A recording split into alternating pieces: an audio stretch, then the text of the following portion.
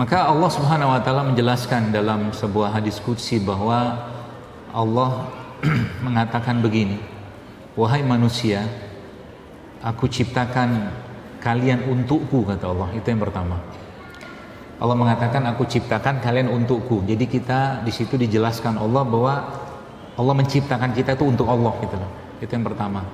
Lalu yang kedua, Allah mengatakan bahwa aku ciptakan bumi ini untuk kalian. Aku ciptakan bumi ini untuk kalian, atau dunia ini untuk kalian.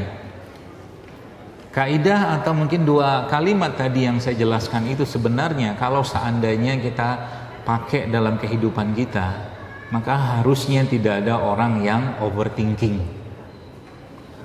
Harusnya tidak ada orang yang hidupnya itu terlalu banyak mikir, yang sekarang akhirnya berubah bentuk penyakitnya menjadi asam lambung. Sedikit-sedikit dipikirin, sedikit-sedikit renungkan semua segala macam saya, sehingga yang paling bereaksi adalah lambungnya, kan gitu. Apa yang mau kita khawatirkan? Contohnya begini ya, saya mungkin ilustrasikan dengan sebuah pengalaman. Ada seorang ibu yang pernah datang ke saya waktu itu dengan penyakit yang saya pikir berat banget penyakitnya. Ternyata ya sebenarnya nggak berat-berat banget, nggak usah saya sebutkan apalah gitu kan.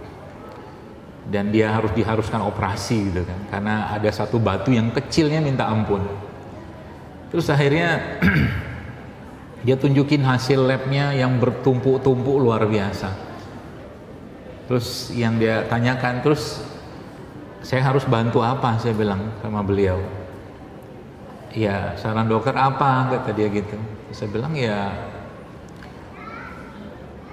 saya nggak bisa ngasih saran kalau ibunya kayak begini, saya bilang. Ibu harus tenang dulu, ibu harus ikhlas dulu, ibu harus ridho dulu.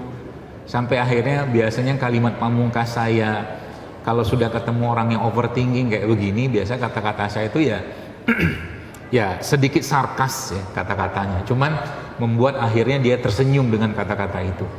Saya bilang begini sama dia, Bu tenang aja Bu, saya bilang. Saya tahu ibu khawatir kan kalau operasi begini, kalau ini begini, saya bilang begitu sama beliau. Terus akhirnya kata-kata itu saya ucapkan juga, tenang aja, saya bilang. Dengan atau tanpa penyakit ini, ibu pasti mati. Betul kan?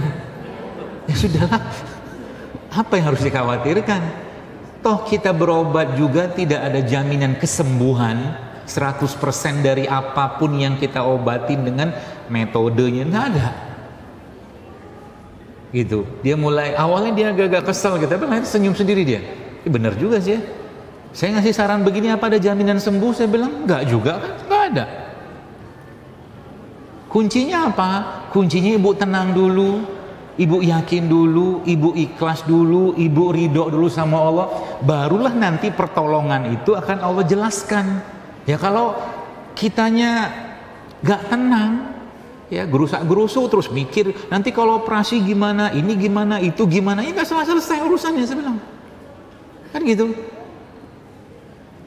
Akhirnya itu batu empedu cuma ada berapa senti, 0 mili, 0, sekian mili doang gitu kan.